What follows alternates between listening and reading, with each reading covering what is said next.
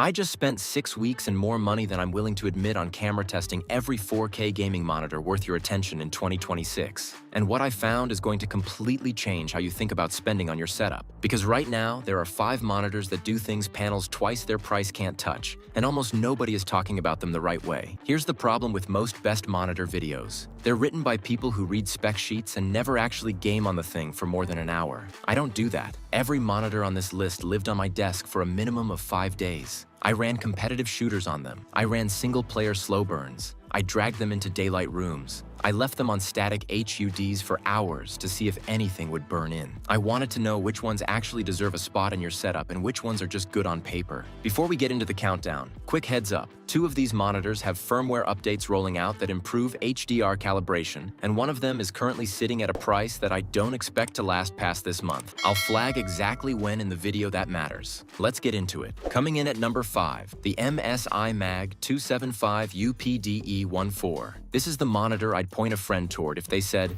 I want 4K, I want it fast, and I don't want to sell a kidney. It's a 27-inch IPS panel running native 4K at up to 160 Hz, which on paper sounds almost unbelievable for the price bracket it sits in. And here's the thing, it mostly delivers. Motion clarity is genuinely impressive for an IPS panel at this resolution. I ran through fast-paced shooters and the ghosting was minimal, especially once I dialed in the overdrive setting to its second tier instead of the most aggressive one, which actually introduced more overshoot than it fixed. Color accuracy out of the box is solid. Not flagship solid, but solid. MSI includes a decent factory calibration report in the box, and for content work it's usable without any tweaking. HDR is where it starts to show its budget roots. It's display HDR 400, which means you're getting the badge without the real contrast performance that makes HDR worth turning on. Bright highlights look fine. Deep blacks look gray. If HDR gaming is a priority for you, keep that in mind, because it's the single biggest gap between this monitor and everything else on this list. Build quality is where MSI actually surprised me. The stand is sturdy, height and tilt adjustment feel premium, and the bezels are thin enough that a dual monitor setup looks clean. Inputs are generous too. You're getting the full suite of connectivity you'd expect for hooking up a console and a PC at the same time without constantly swapping cables. The catch? And there's always a catch, is that this monitor is competing in a bracket where corners have to get cut somewhere. Here it's HDR performance and peak brightness. But if your priority is high refresh 4K gaming on a budget, this earns its spot on the list easily. Number 4, the ASUS ROG Strix XG32UCDS. This is where things get genuinely exciting, because this is ASUS bringing QD-OLED technology down into a price range it really has no business being in. 32 inches, native 4K, QD-OLED panel, and a refresh rate that goes well past what most people can even perceive a difference at. I tested this side by side with monitors costing several $100s more, and in a blind test, I don't think most people could tell you which was which. The contrast is the headline feature here. Once you've gamed on OLED black levels, going back to even a good IPS panel feels like someone left a flashlight on behind the screen. I played through several atmospheric dark environment titles on this monitor, and the shadow detail combined with true black backgrounds made a genuinely noticeable difference in how immersive the games felt. This isn't marketing language. This is the actual experience of sitting in front of it. ASUS also nailed the anti-glare coating on this panel. Earlier OLED monitors had a real problem with reflections turning bright scenes into a mirror. This one handles ambient light far better than I expected walking in. Now for the honest caveats. OLED means you need to be somewhat disciplined about static content. I ran a stress test leaving a HUD heavy game paused on screen for an extended stretch. And while ASUS's pixel refresh and panel protection features did their job, if you're the type of person who leaves a desktop taskbar or a browser tab visible for hours every single day without ever letting the panel rest, that's a habit you'll want to break with any OLED, this one included. Peak brightness in SDR content is also noticeably dimmer than a traditional LCD panel, which matters if your room gets a lot of direct sunlight. For the price this is being sold at right now, it's one of the strongest value plays on this entire list. Number 3, the Alienware AW3225QF.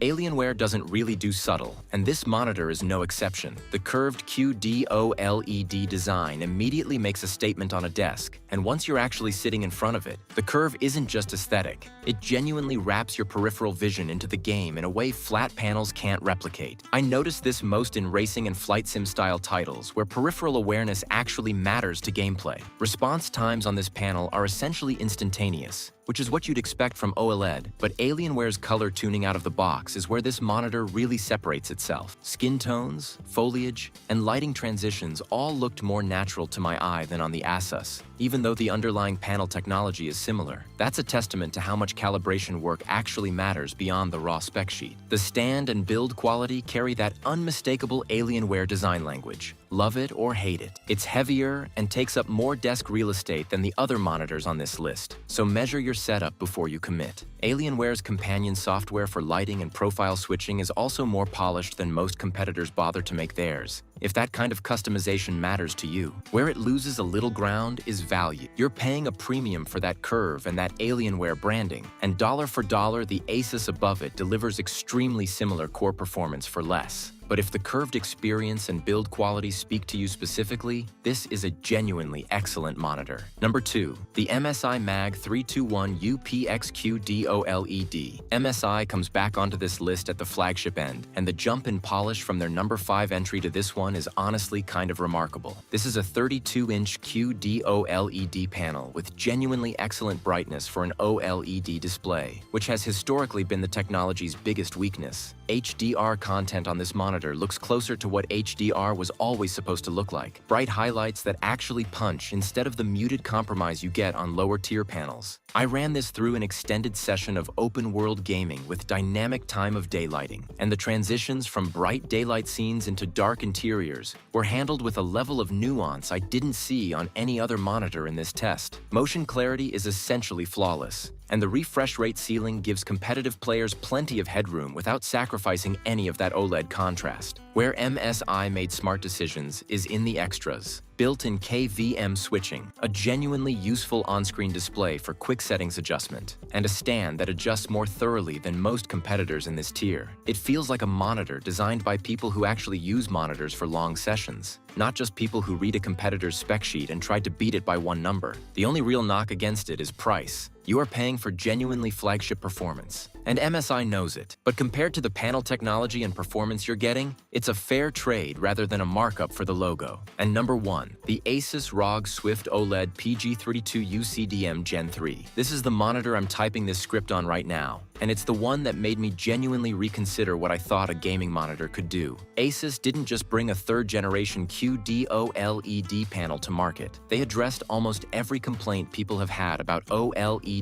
gaming monitors up to this point in one single product. Brightness is dramatically improved over previous generations, to the point where HDR gaming finally feels like the format is being used the way it was intended rather than approximated. Burn-in mitigation technology has also taken a real step forward here, which matters enormously if you're someone who wants OLED performance without babysitting your screen usage habits. The refresh rate and response time combination puts this at the top of competitive performance for anyone chasing every possible frame, while the color volume and contrast make single-player, story-driven games look genuinely cinematic. I ran the same side-by-side test I did with the ASUS entry earlier in this list, comparing this Gen 3 panel against the previous generation, and the difference in brightness and highlight detail was immediately obvious. No blind test needed this time. Build quality is exactly what you'd expect at the top of ASUS's ROG Swift lineup.